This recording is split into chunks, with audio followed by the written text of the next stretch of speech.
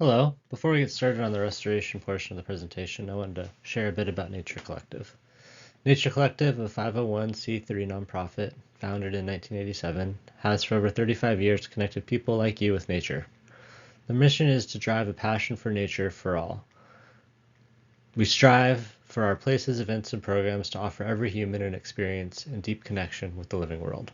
Our vision is a world where everyone connects with us, experiences, and protects nature. We think inclusively and diversely when serving those growing up devoid of nature, those longing to reconnect, and those already prioritizing their relationship with nature.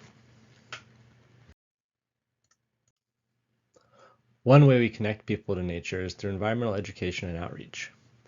These key Nature Collective initiatives increase public awareness and knowledge about environmental issues or problems and discover ways they can help solve them. Doing so gives the public the necessary skills to make informed decisions and take responsible action. Some ways we provide community outreach is via our school and student education program, which consists of 4 programs. First, grade-specific learning units and field trips. Second, our Get Out in Nature student and family activities. Third, our pollinator and indigenous plant school gardens. And fourth, our nature-inspired summer camp experiences. The program goals are to nurture and grow collaborative relationships with school districts to ensure long-term equitable and sustainable education opportunities for historically underrepresented and underserved students. We also strive to create high-quality, innovative educational experiences that augment existing and core curriculum and maximize student success with next-generation science standards and the 21st century skills that they need to succeed.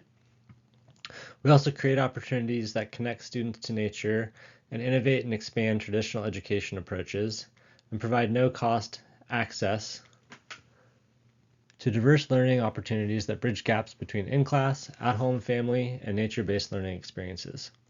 In 2023, we served over 3,000 students, teachers, and chaperones through this program.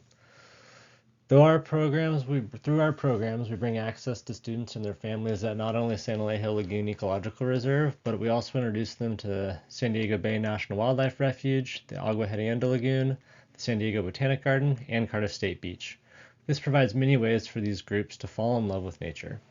Partners like the San Elijo Joint Powers Authority help make these programs possible. Another way that we provide community outreach is via our volunteer program. There's nearly 500 volunteers a year that help lead guided tours, serve as board and committee volunteers, serve as trail ambassadors at Annie's Canyon Trail and Swami's and Cardiff State Beaches, and get their hands dirty while helping us restore habitats. In addition to the outreach opportunities, Nature Collective can also leverage the volunteer hours contributed as matching funds in our grant applications. Another way we provide community outreach is via presentations and events. From pet presentations like this one, to presenting to civic-minded groups and programs like the MiraCosta Life program, to presenting at local universities like UCSD and San Diego State University, to providing outreach materials at fairs and gatherings throughout San Diego County.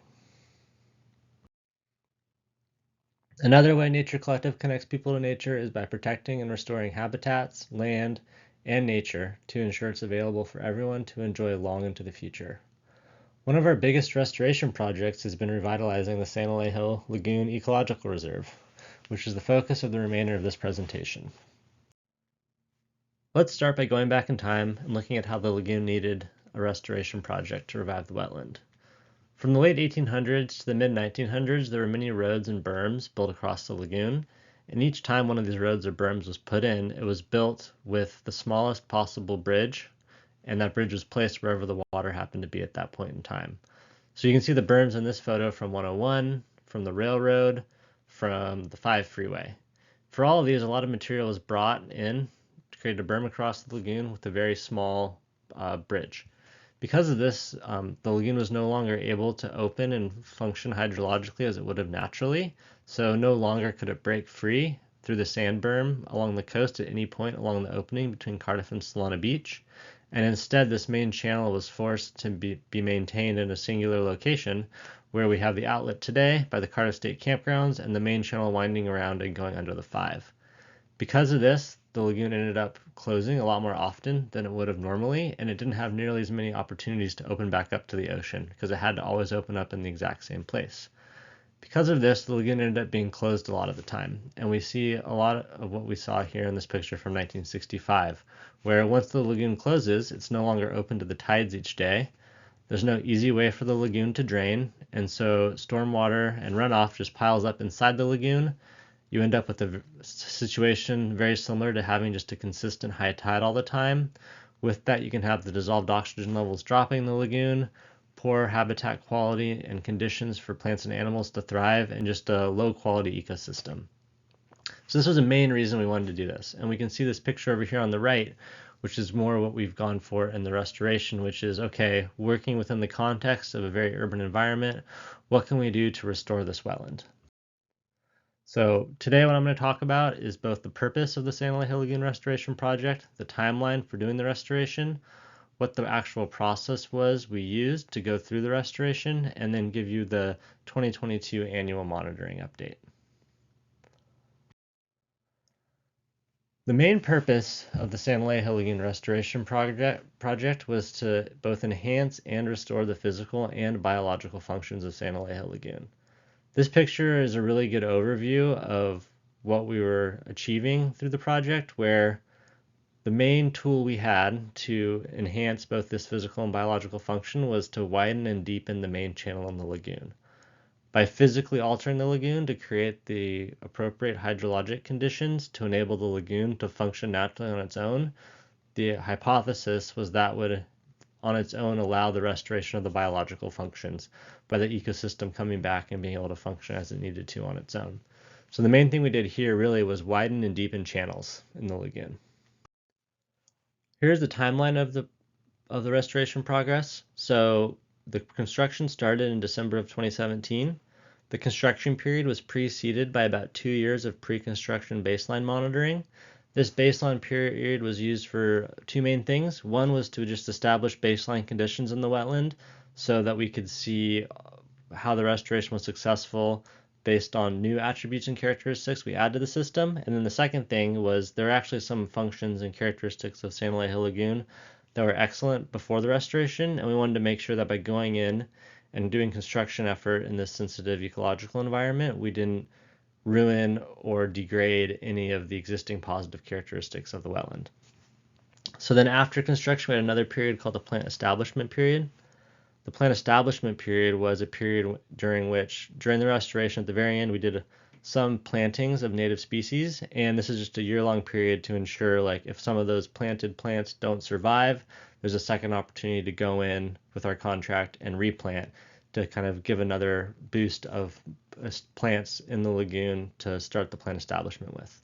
When we talk about vegetation monitoring later in the project, you'll see that we have kind of a rolling succession of criteria for how much of the wetland needs to be vegetated. And so this plant establishment period gave us an opportunity to kind of go in a few times at the beginning and plant out the lagoon in the spots we needed to ensure success. After this plant establishment period, we entered the phase we're in now, which is the post-construction monitoring period. This started in August of 2020 and continues to this day. I'm now going to go through the process we actually used to restore the lagoon. As I mentioned in the beginning, the main physical modification we made to the wetland system was this widening and deepening of the main wetland channels. Now, in order to do that, we had to find a location to put all of that wetland sediment that we dredged out when we widened and deepened the channels. And when we do that contouring of the channels, deepening them a few feet and widening them, that leaves us with a whole bunch of silty sediments that we can't take off site or place on the beach. And so the main mechanism we used to handle this material was we dug an overdredge pit inside of the lagoon.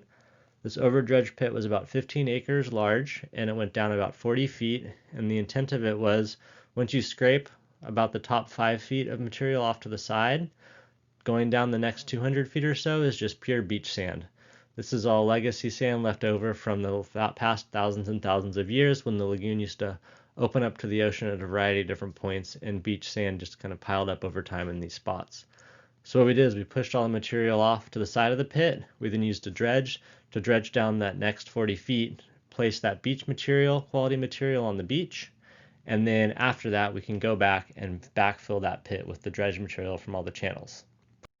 Because we placed so much material on the beach, this was actually a side benefit of the project. We did a huge beach nourishment project, placing large quantities of beach quality sand on the beach, both at George's and at Fletcher Cove and Solana Beach. So this is a good time to bring in, like, where are we monitoring for the project? In this picture here, this graphic shows the two main areas where we're monitoring. So the area within the lagoon that is tightly surrounded by the yellow line, that's the actual, like, area of construction impact. So even within the San Elijo Lagoon Ecological Reserve, which is the white dotted line, we didn't go everywhere within there to do the project. We stayed within the much tighter constrained yellow line. So no construction equipment ever went outside of this really tight boundary. And that was the area within which we were working. We then monitored the whole ecological reserve, which is the white dashed line. And that's what most of what I'm going to be talking about today, those performance standards, are about. But then we also had this huge area of monitoring off the coast for marine monitoring. And that was to do with the sand replenishment. Because we were having this net positive impact within the San Elijo Lagoon, we also needed to make sure that when we placed this beach quality material on the beach, we had no negative impacts in this marine protected area. So there were two aspects of monitoring within this marine protected area. Well, first, we had a requirement to do surf monitoring. This is because for Encinitas and Solana Beach, there are many world-class waves that are really valuable recreational resources for these communities. And we wanted to make sure that by placing all this sand on the beach, we didn't have any negative impact to the waves. So we did a year of monitoring of the surf prior to construction, and then a year of monitoring of the surf after construction was finished. And from this, with the GPS on a surfer, we were able to map the takeoff locations of all the waves, the peel angle of the waves, the distance of the rides, and then map this based on wave size. And at the end of the day, we did this for 10 different surf breaks within the study zone.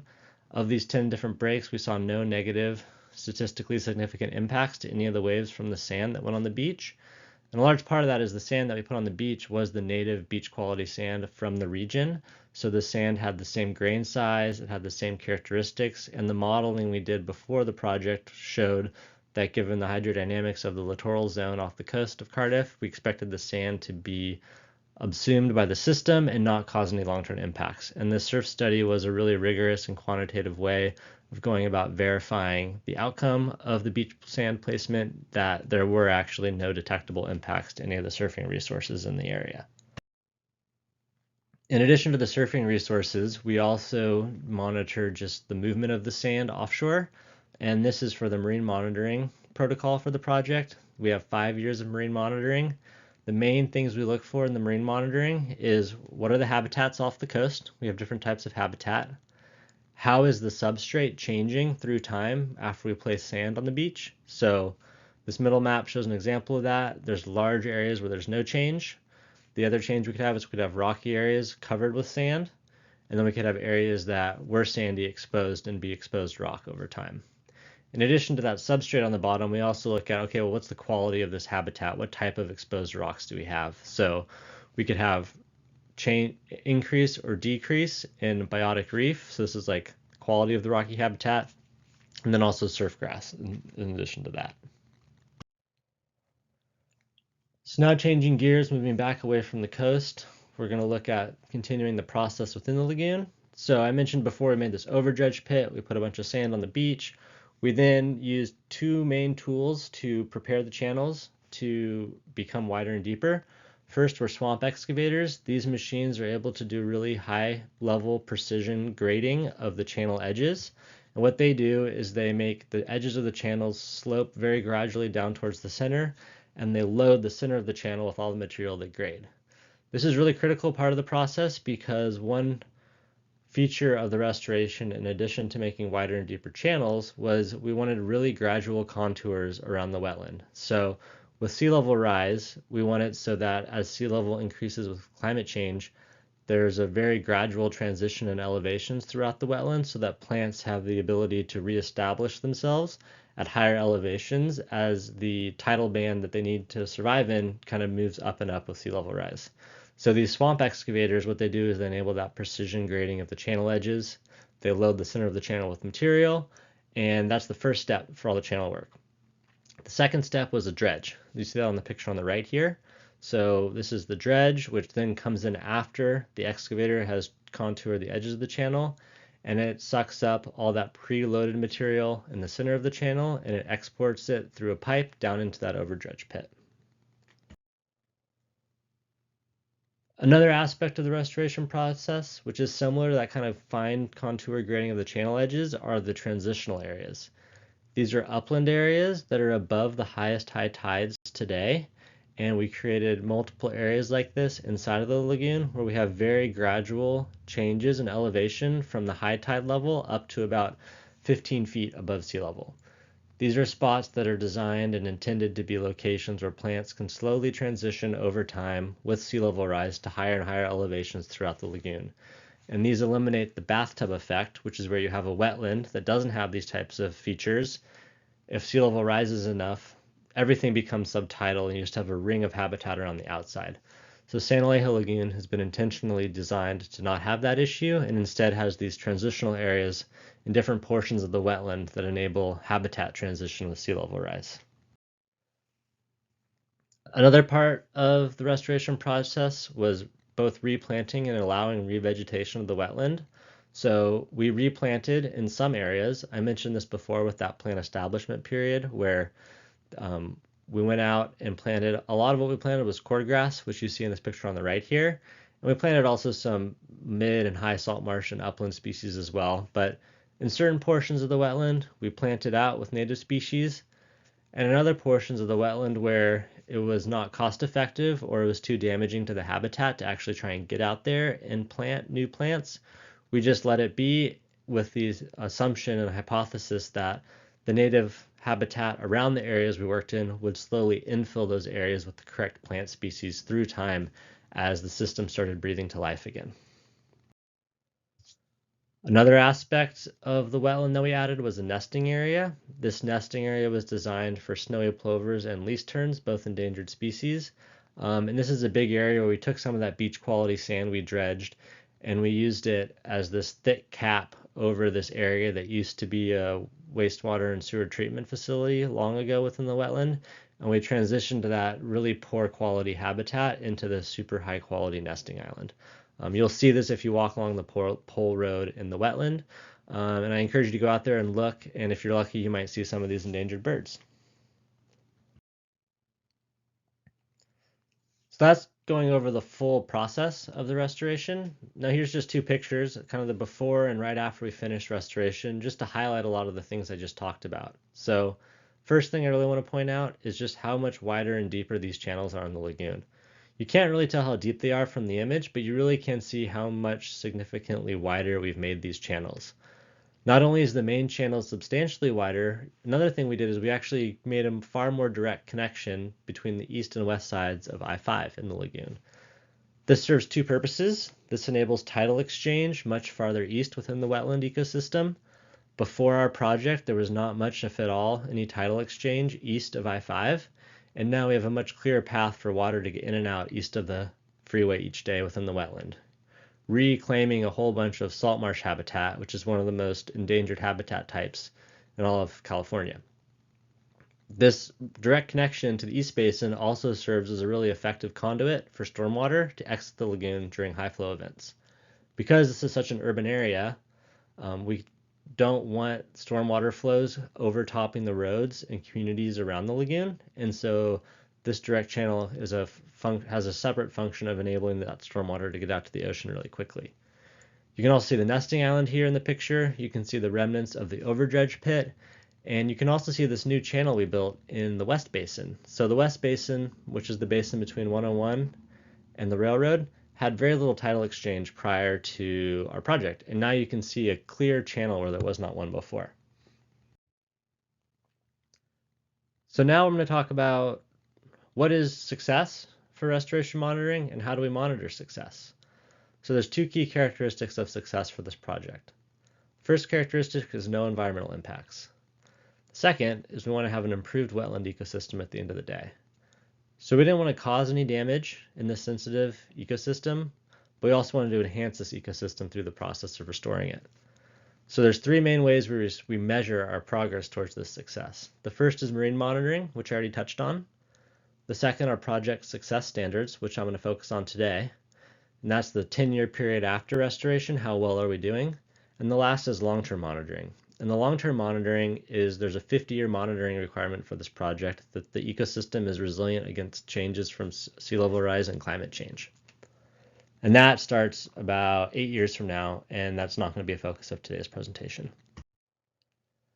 So focusing on the project success standards for today, there are 10 years of monitoring required to meet these standards, and these standards fall into two categories. First is relative standards.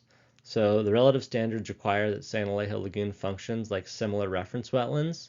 Our three reference wetlands are Carpinteria Salt Marsh, Magoo Lagoon, and Tijuana River Estuary, which you can see with the yellow pins on the map over here.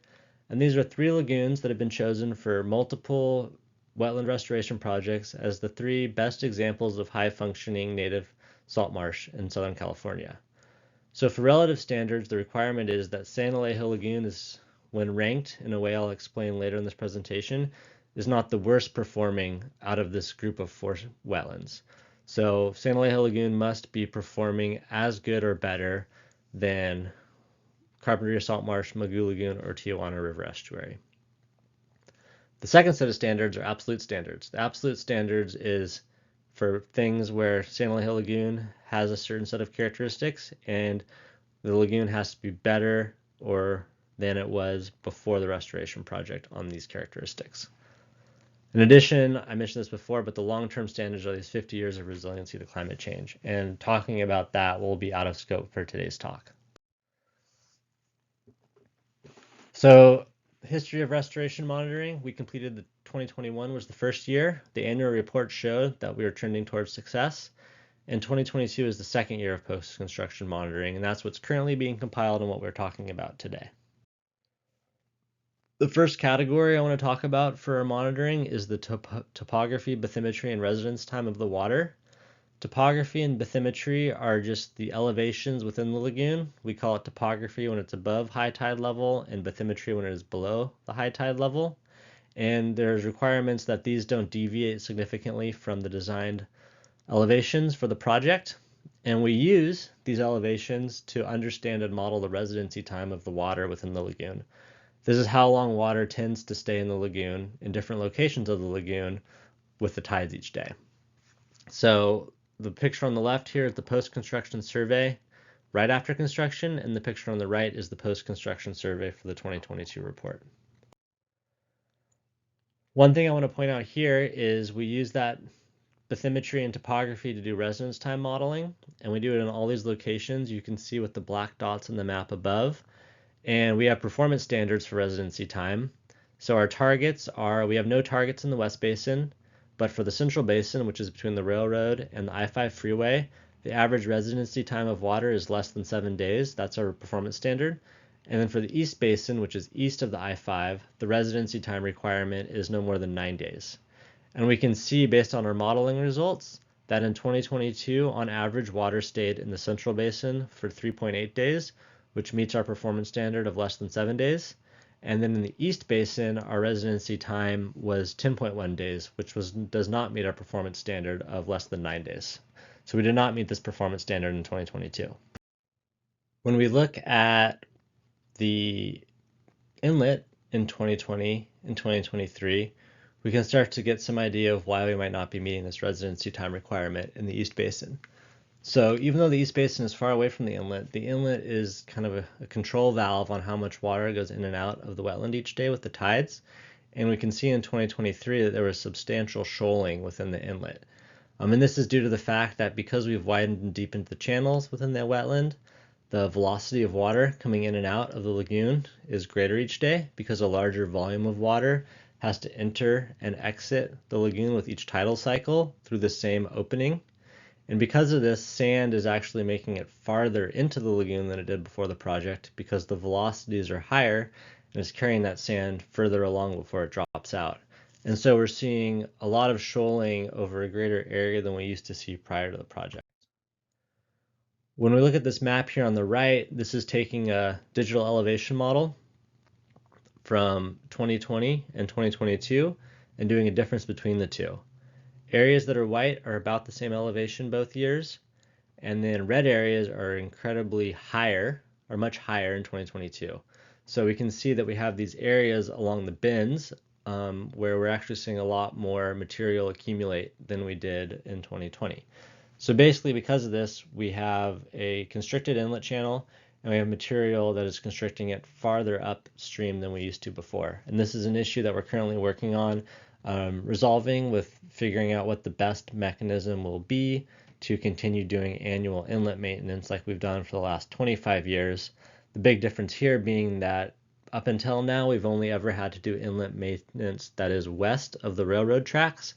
And you can clearly see now that we have to figure out a mechanism that we can use to extract sand from east of the railroad tracks to return the inlet channel to the proper size for enabling enough water to enter and exit the lagoon each tidal cycle. So we now know that residence time, we aren't meeting it in this east basin, but another way we can look at water quality is we can look at, okay, how often is the water quality dropping to a level that makes it difficult for plants and animals to survive? And we do that by measuring the hypoxic levels within the lagoon. So this graph here on the right shows what a typical day or a typical month looks like within the wetland. The blue line is the dissolved oxygen level, and the red line is the level at which if water drops below that amount of oxygen, it becomes really dangerous for fish if it stays down there for long periods of time. It's totally normal and expected to have sharp spikes that are really short in duration below a hypoxic threshold. Fish are okay with that, but if you have extended periods of time like that, that can become a problem. So this graph here on the right from 2021 is a typical expected water quality reading for a healthy lagoon. And what we measure for our performance standard here is the average number of hypoxic events and the average duration of them. So when we look at this, when we're looking at what is the average duration of hypoxic events, we're comparing this to the reference wetlands. This is the first graph like this you see in this presentation. There's going to be many more that are very similar. The way to read these is we want to look at the legend and see where SEL is, that's San Elijo Lagoon. And as long as San Elijo Lagoon is not below any of the other dots on that year, then it meets the performance standard. So this is looking at the mean hypoxic event duration of these four wetlands, and we can see that the Magoo Lagoon has the shortest duration, San Elijo Lagoon the second, and then the worst performing wetland in this situation would be the Tijuana estuary, where you can see that it has the longest mean duration of hypoxic events. So because of this, San Elijo Lagoon is not the worst performing wetland, and it meets this performance standard criteria. And you can see the table here below that on average an hypoxic event in San Elijo Lagoon in 2022 was about 1.65 hours. Compared to the worst performing, which was Tijuana River Estuary, that one, the mean length of an hypoxic event was around 4.5 hours. I'm now going to move on to wetland habitats. This is a composite drone image of the entire lagoon, and in this I'm going to talk about how we determine if we have the right mix of wetland habitats, and then how is the vegetation actually doing and establishing within those defined wetland habitats. This is a map showing what we designed the wetland habitats to be like after the project was over. When I go here to 2022, this is our map of the wetland habitats we had in 2020. Here's 2021. And here's 2022. And these red circled areas show the areas that are really important. And that is that in these areas, we see significant encroachment of low salt marsh into these areas that we restored but did not fully plant. And that's really quality sign that the wetland is restoring itself at this point by the plants we've planted growing and new plants establishing at the right elevations. The last area where we're waiting on seeing the most plant establishment is the overdredge pit, circled here on the left, and that's where we're seeing positive signs of native plant encroachment into the pit, but we don't see full plant establishment across the entire surface of the pit. When we look at the performance standards, we can see that we have habitat distribution targets. That is target acres for each of these types of habitats, and the table here shows that When we look at the target acres and we compare them to the acres that we mapped in 2022, we hit each of our required habitat distribution metrics, which is that we are within 10% of the acreages that the project was designed to have for tidal channels and basins, intertidal mudflats, intertidal salt marshes, and transitional areas. In addition to that, we have a low marsh performance standard, and for that, we are also within the target acre requirement. And this is measuring both inside and outside of the overdredge pit. And for this exactly, we're looking in 2022 of the number of acres we have outside of the overdredge pit, which is 61.8. We also see how many acres we have inside, which is 4.3. And the combination of those two put us at 66 acres, which is within the target area distribution of 57 to 73 acres of low marsh habitat. So we have these habitat types. A second question and characteristic that we measure is, well, what's the vegetation cover like within these habitat types? You can imagine you could have low marsh habitat with very sparse vegetation. So you could have the acres of the habitat that you need, but those acres could be very low quality habitat. So this is where we measure vegetation cover. And these are some scientists out in the lagoon doing that measurement.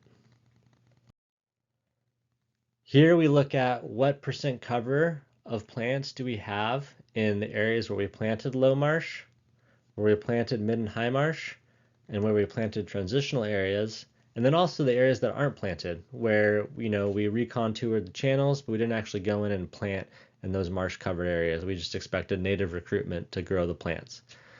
And what you're seeing is two sets of stars. The set of star on the left is where we were for each of these standards in year 1. The next set of stars is where we are for each of these standards in year 2. And the really exciting part of this graph is we compare that to the solid lines, which are the performance standard requirements in each year of the next 10 years. Where each year we're slowly required to have more and more vegetation cover across these 4 categories. And in year 2, we're already meeting the expectations of what we expect vegetation cover to be in year 10. So we've effectively met our vegetation cover performance standards in year 2. This means not only do we have the acreages of the habitat types we're required for the restoration project, but these are high functioning acres as well. And we have really lush vegetation for each of these habitat types already established at the amount we would expect in year 10. In addition to those broad categories, we also explicitly monitor cordgrass. That's because it's preferred habitat type for the endangered ridgeway rail. And so we measure the density and proportion of stems that we have in cordgrass across the lagoon and compare that to reference wetlands. Unfortunately, only one of the reference wetlands has cordgrass established and is monitored.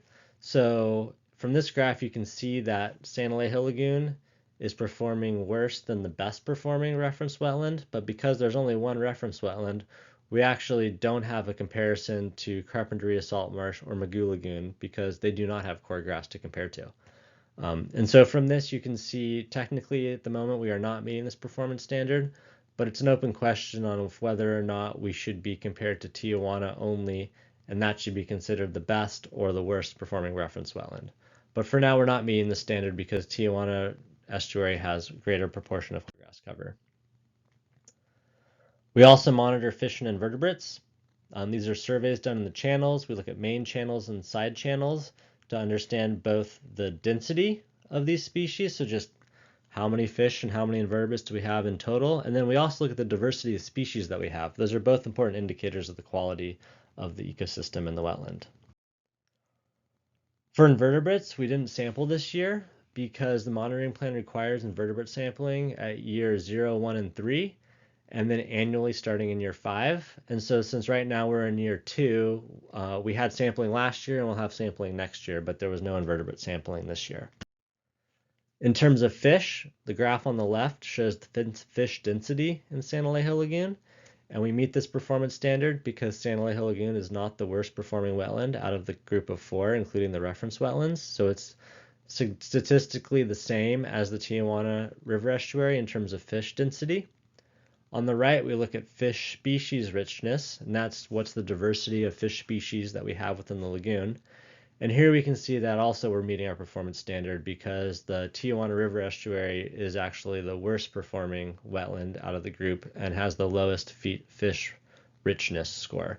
Whereas San Elijo, Magoo Lagoon, and Carpinteria Salt Marsh all have statistically equivalent density, diversity of fish species within the wetland ecosystem. So that's great. We then look specifically at a bunch of different bird species to see how those populations are doing within the wetland. One of them we look at is the ridgeway rail. The graphs that you see here are similar to the graphs you'll see for all the bird species. To interpret this graph, you want to look at the orange square with the error bars, and you want to understand if we are above the dotted blue lines. So we have the baseline average, which is the solid blue line, and over time we need to eventually get to being above the final performance standard, which is 95% of baseline. Because we've only done 2 years of bird monitoring, we can't meet any of these standards yet because we need a 4-year running average. But on the left, we see the abundance estimates for ridgeway rail, which is a performance standard. And on the right, we see the density estimates for ridgeway rail. So for both of these, we can see we would be meeting the interim performance standard, but not the final performance standard if the current data was a 4-year running average. But it's only a 2-year running average, so we need to at least carry on this monitoring for an additional 2 years before we determine if we're meeting the performance standard. For lease terns and snowy plovers, we only look at abundance estimates, and we can see for both the lease terns and for the snowy plovers, we're currently meeting the final performance standard, except that we still need to do 2 additional years of monitoring and see how we look in those 2 future years. But we're on track to meet the performance standard for the least tern and the western snowy plover. For the Belding Savannah sparrow, we're not yet on track to meet the density estimates required to meet our performance standard. And this is due to the fact that in the baseline period in 2017, we had abnormally high abundance estimates of the Belding Savannah sparrows, and the time of year that we did all these surveys was not consistent across the baseline period and into the project years. So you can see that current data looks great. We're not yet meeting that average, but we're just going to wait and see how this plays out over the next few years. And if we aren't meeting this performance standard at the end of the monitoring period, there's a chance we may need to go back to the agencies and determine if it's possible to remove any of the data from the baseline period, given that you can see that spread from 2017 and the individual density estimates is just anomalous compared to the other 5 years of data that we have so far.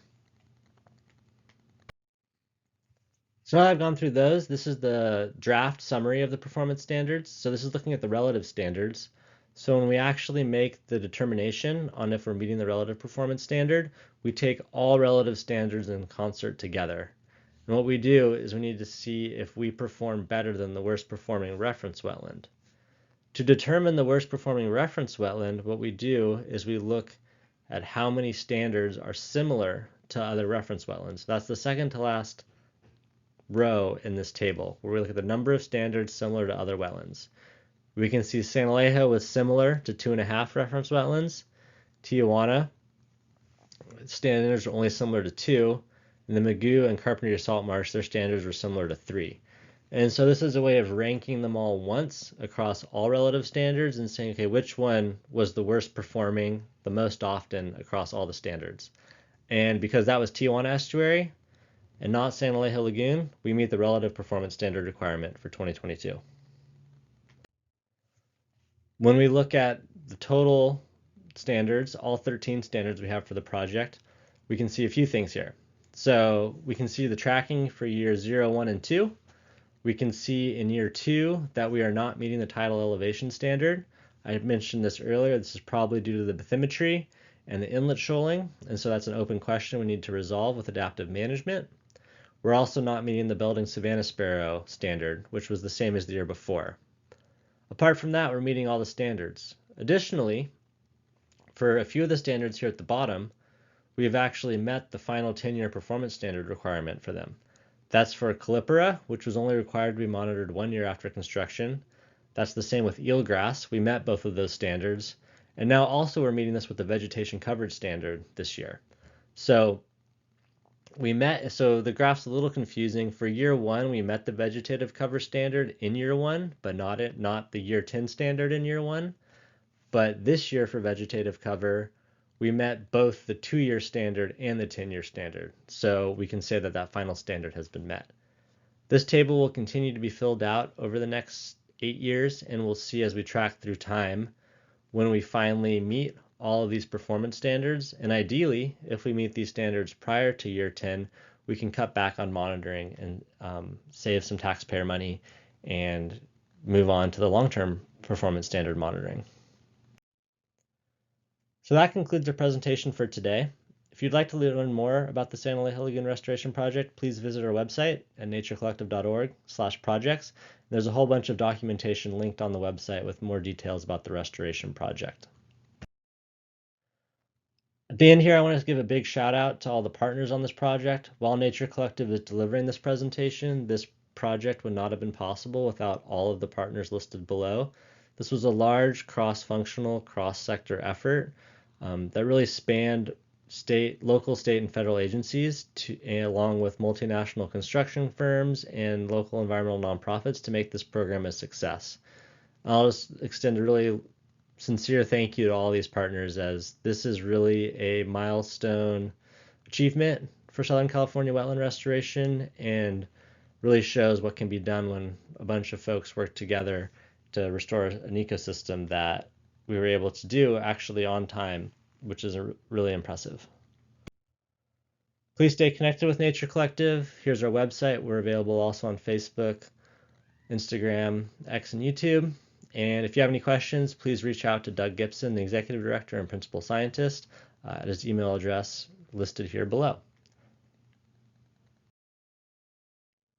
Coming up, please join us for these following events. We have a discovery tour on January 6th, volunteer restoration event on January 20th, and a Wings Over Wetland event on January 27th.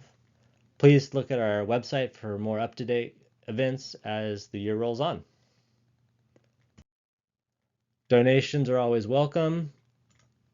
We invite you to support us. Because of generous people like you, Nature Collective, a 501c3 nonprofit, makes powerful impacts across North County, San Diego, and beyond. So thank you so much for any donations you've contributed to Nature Collective. It really does empower us to do what we do every day.